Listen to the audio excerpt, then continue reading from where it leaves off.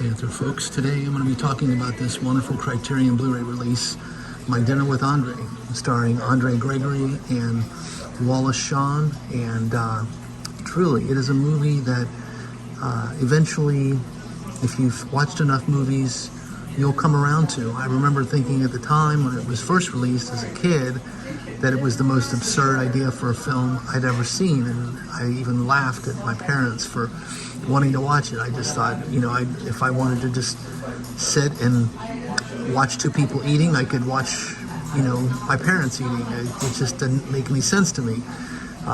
When I became an adult and tried to revisit it, I remember thinking, and this was in my 20s, that I still just didn't understand it.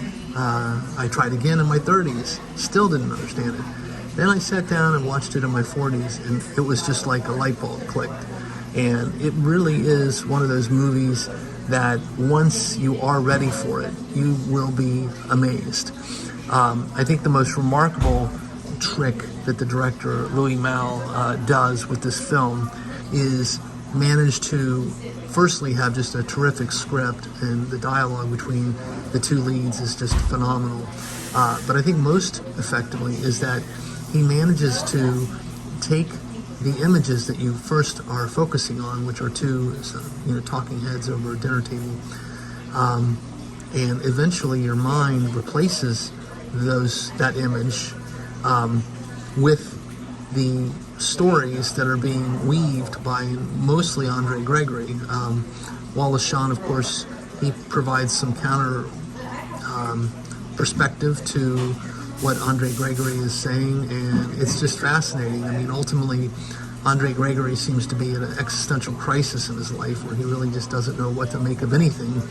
And Wallace Shawn is, in a more traditional-looking rut in his life, but still somewhat introspective, but more grounded, I suppose. But the two together just make for some incredible dialogue. I really enjoy this film, and Criterion did a terrific job with the transfer. And there's a nice little booklet in here.